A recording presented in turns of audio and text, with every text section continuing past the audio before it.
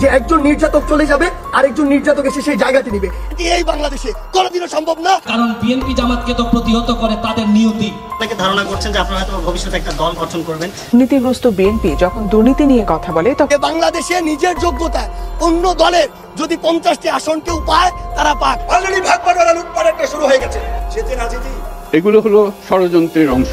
দর্শক, আপনি ইন্ট্রো দেখে নিশ্চয়ই বুঝতে পারছেন যে এই ভিডিওটি কতটা গুরুত্বপূর্ণ একটি ভিডিও হতে চলেছে আজকের ব্যাপারে। সন্দীপ, এই ভিডিওটি কোনোভাবেই আপনারা মিস করবেন না। বাংলাদেশের পরিস্থিতি অনুযায়ী এই আপনারা ইন্ট্রোতেই দেখে ফেলেছেন যে আসলে ঘটনা কি ঘটতেছে। সন্দীপ, সরাসরি আমরা সকল উত্তর মিলবে আমাদের যদি পুরো প্রতিবেদনটি আমরা দেখতে পারি। তাই আপনারা না টেনে সম্পূর্ণ ভিডিওটি দেখবেন, আপনাদের কাছে রিকোয়েস্ট থাকবে।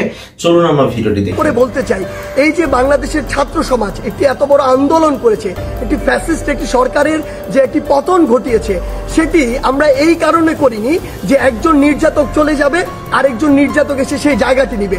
এটি আমরা আমাদের জায়গা থেকে কোনোদিনও মানব না। বরং এই যে নির্যাতনের যে প্রসেসটি রয়েছে, জনমত গঠনের ভিত্তিতে যদি প্রয়োজন হয় রাজনৈতিক কাঠামোর যে বিষয়টি সেটি নিয়ে চিন্তা করা যেতে পারে। বিএনপি জামাত যে অগ্নি সন্ত্রাস, তারা নাকি পুলিশ নাকি তাদেরকে নিয়ন্ত্রণ করে, তাদেরকে নাকি সমাবেশ করতে দেয় না, তাদেরকে নাকি দুষ্কৃতিকারীরা একটা নৈরাজ্যকর পরিস্থিতি সারা বাংলাদেশে তৈরি করতেছে। একটা হরিলুট চলছে, এমনকি ব্যাংক লুটপাটের ঘটনাও ঘটছে। তারাও আমাদের জবাবদিহিতার ঊর্ধ্বে, তারাও ছাত্র নাগরিকের স্বচ্ছতার ঊর্ধ্বে, তারাও যে কোনো ধরনের শাসন ব্যবস্থার ঊর্ধ্বে। আমরা তাদেরকেও চেক অ্যান্ড ব্যালেন্সের মধ্যে রাখবো। আশাবাদী যে কিছু সংখ্যক দুষ্কৃতিকারী এবং যারা রাজনৈতিক দলের নয়, যারা এই সমাজের থেকে যাবে, বিষ থাকলে একটা সমাধানে হবে না। তো আমি বলছেন, আমি বলছি আপনার একটা অংশ, কিন্তু আরো বিষয় আছে। আপনারা তো এখানে দেখলেন যে সমন্বয়করা সহ আরো অনেকে কি বলতেছে, এটা কিন্তু কিছু অংশ আপনাদেরকে দেখিয়েছি। এখন কিন্তু বিস্তারিত সহকারে দেখাবো সবাই স্পষ্টভাবে এবং ওপেনলি কিভাবে বিএনপিকে নিয়ে কথা বলতেছে এবং তাদের ক্ষমতা নিয়ে কথা বলতেছে। দর্শক শ্রোতা, সম্পূর্ণ ভিডিও দেখবেন, তারপর আপনার মতামত করবেন। হয়েছে যেগুলো আমাদের এই গণঅভ্যুত্থানের স্পিরিটের সাথে যায় না। আমরা যে বাংলাদেশের প্রত্যাশা করি, সেই যে বাংলাদেশের স্বপ্ন দেখি, সেটির সাথে আমরা এটা কখনো যায় না। যেমন আমি কয়েকটি উদাহরণ দিই। আমরা নিজে বিভিন্ন ভাইরাল ভিডিও দেখেছি যে আমার বাবার বয়সী একজনকে কান ধরে উঠবোস করানো হচ্ছে, আমার বাবার বয়সী একজনকে বিবস্ত্র করানো হয়েছে এবং মানুষজন যা ইচ্ছা তাই বলছে। অসংখ্য মানুষের ফোন চেক করা হচ্ছে। আমি দেখেছি আমার মায়ের বয়সী একজনের গায়ে হাত তোলা হয়েছে। এরকম অসংখ্য অনাকাঙ্ক্ষিত ঘটনা ঘটেছে। আমরা সাংবাদিক ভাই বোনদের উপরে হামলার বিভিন্ন ঘটনা প্রত্যক্ষ করেছি। আমাদের জায়গা থেকে স্পষ্ট কথা, যেই স্পিরিটটিকে সামনে রেখে আমরা এই গণবিপ্লবটি করেছি, 16 বছরে যে নির্যাতন, নিপীড়ন কিংবা মানুষের যে প্রকাশ করার, যে কোনো অনুভূতি প্রকাশ করার, কথা বলার যে অধিকারটি ছিল, সেটি যে হরণ হয়েছিল, এই সব কিছু দুর্নীতি থেকে শুরু করে নিপীড়ন, অত্যাচার, এগুলোর বিরুদ্ধে গিয়ে কিন্তু এই গণবিপ্লব। ফ্রিডম অফ স্পিচটিও কিন্তু নিশ্চিত হয় না। গণমাধ্যমের স্বাধীনতা নিশ্চিত করতে আমাদের কাজ করতে হবে। সেই জায়গায় বিভিন্ন ধরনের আইন এবং বিধিনিষেধ রয়েছে। আমাদের এই আইন এবং বিধিনিষেধগুলো কিন্তু পুনর্বিবেচনা করতে হবে। বাক স্বাধীনতা বা প্রেসের স্বাধীনতা যাতে সেখানে বাধাগ্রস্ত না হয়। ছাত্র জনতা, শ্রমিকদের পাশাপাশি কিন্তু প্রচুর সাংবাদিক শহীদ হয়েছেন। বাংলাদেশে এমনি এরকম বহু মানুষ মারা গেছে। যিনি ক্রিমিনাল, তাকে ক্রিমিনালের মিউজিক ফেস করতে হবে, তাদের বিচারের আওতায় নিয়ে আসতে হবে। এটাই আমি বিশ্বাস করি। আমি যখন কোনো প্রতিবাদ করতে যাই, তখন মানুষের প্রথমত একটু সন্দেহ হয়। বেশিরভাগ গল্প যখন দালালের গ্রেপ্তার করা একটা প্রধান একটা বিষয় হয়ে দাঁড়িয়েছে। তাকে গ্রেপ্তার করলে অনেক কিছু বের হয়ে আসবে। পাশাপাশি ছাত্রলীগ, যুবলীগ যেহেতু এই আন্দোলনে ভায়োলেন্স করেছে, সরাসরি গুলি চালিয়েছে এবং ষষ্ঠ উপদেষ্টা মহোদয় নিজেই বলেছেন তিনি আপনার 7.6 mm গুলি যিনি বিডিআর সদস্যের এই আপনার সিনাতে দেখেছেন। তো কাজে এই যে চিহ্নিত অস্ত্রধারী সন্ত্রাসীদেরকে অনতিবিলম্বে গ্রেপ্তার করা, সকল ধরনের অবৈধ একটা ভাসমান অবস্থা আছে।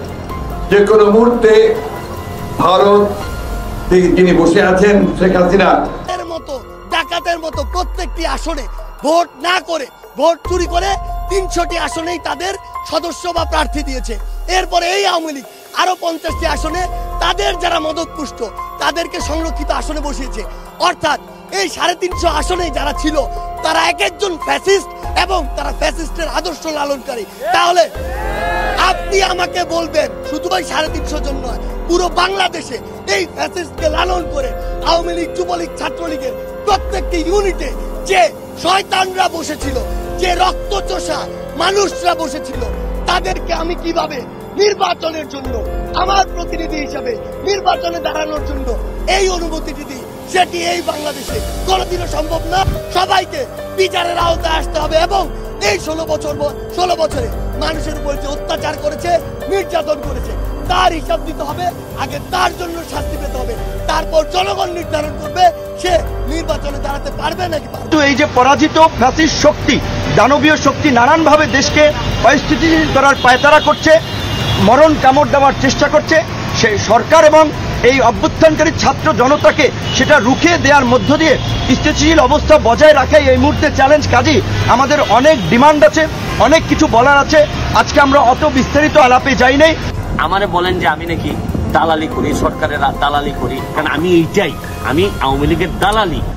সারা জীবন আপনাদের জন্য বিভিন্ন ভাবে প্রতিবাদ করে অনেক কিছু হারাইছি জীবনে। বাংলাদেশে ভালো মানুষকে তো আপনারা জন্মাইতেও দেন না, আপনারা বাঁচতেও দিবেন না। আরেকটা জিনিস দেখেন, বঙ্গবন্ধু থেকে শুরু করে কোনো ভালো মানুষই তো আপনারা বাঁচাই রাখেন নাই। আরেকটা জিনিস দেখেন, আমারে বলেন যে আমি নাকি দালালি করি, সরকারের দালালি করি। এই যে নির্যাতনের যে প্রসেসটি রয়েছে, যে সিস্টেমটি রয়েছে, এই সিস্টেমটি ছাত্র সমাজ বা বর্তমান বাংলাদেশের যে প্রজন্ম তারা চায় না। সেই নির্যাতনের সিস্টেমটি চেঞ্জ করার জন্য আমরা আমাদের এই আন্দোলনটি করেছি, এই অভ্যুত্থানটি ঘটিয়েছি পুরো বাংলাদেশের মানুষকে নিয়ে। সেই জায়গা থেকে বিভিন্ন রাজনৈতিক মতাদর্শ, সে বিরোধী মতাদর্শ হতে পারে কিংবা বিভিন্ন যে রাজনৈতিক মতাদর্শে যা ছাত্র সংগঠন বিভিন্ন রয়েছে, তাদের কথা বিভিন্নভাবে শোনা যাচ্ছে যে তারা প্রতিহিংসার বশবর্তী হয়ে এই বিভিন্ন ভাঙচুরগুলো চালাচ্ছে। আমরা স্পষ্ট করে বলে দিতে চাই, এই বাংলাদেশে এরকম যদি অন্যায় বা অপরাধ যেগুলো হচ্ছে, এগুলোর অবশ্যই প্রত্যেকটির বিচার হবে। সেই জায়গা থেকে আমরা স্পষ্ট করি, আমরা কখনো আমাদের জায়গা থেকে এমন সহিংসতাগুলো সমর্থন করি না। একটি দল 15-16 বছর ধরে বাংলাদেশে এই একটি রেজিম চালিয়েছে, একটি যে স্বৈরাচারী ব্যবস্থা চালিয়েছে, আবার কেউ এসে যদি এটি চালায় তাহলে আসলে পরিবর্তনটা হলো কি, লাভটি হলো কি? আমাদের প্রত্যাশার সাথে এটা কোনোদিন প্রাসঙ্গিক হয়? কখনো হয় না। তাই আমাদেরকে এটা আমাদের কাজের মাধ্যমে প্রকাশ করতে হবে যে আমরা যে বাংলাদেশের স্বপ্ন দেখি সেটি আসলে আমরা সত্যি করতে চাই। এবং হচ্ছে জননিরাপত্তার বিষয়টি হচ্ছে আমাদের প্রাধান্য পাবে। আরেকটি প্রশ্ন, যে অনেক ভার্সিটি বা অনেক প্রতিষ্ঠানের সমন্বয়কদের তালিকা আপনারা নিচ্ছেন এবং এখান থেকে অনেকে ধারণা করছেন যে আপনারা হয়তো ভবিষ্যতে একটা দল গঠন করবেন, সেখানে এই লিস্টটা তালিকাটা হয়তো হেল্প করবে। এটা নিয়ে আমরা স্পষ্ট করে দিতে চাই। দর্শক, প্রতিবেদনটি দেখার পর আপনাদের মূল্যবান মন্তব্য আমাদের এই ভিডিওতে অবশ্যই কমেন্ট বক্সে জানিয়ে দেবেন এবং বর্তমান সময় অনুযায়ী আপনাদের মন্তব্যকে, আপনার যেহেতু সবসময় নিউজ ভিডিওগুলো দেখে থাকেন এবং বর্তমান প্রেক্ষাপটে বাংলাদেশে আসলে কোন রাজনৈতিক দলটি সঠিকভাবে কাজ করছেন এবং তাদের কাছে দেশকে রাখলে দেশ সুসম্মানিত থাকবে এবং দেশের মানুষ স্বাভাবিকভাবে জীবনযাপন করতে পারবে বলে মনে হয়, অবশ্যই আমাদের কমেন্ট বক্সে দিন। আজকে ভিডিও পর্যন্তই। চ্যানেলটি সাবস্ক্রাইব করুন, বন্ধু হয়ে পাশে থাকুন। আল্লাহ হাফেজ।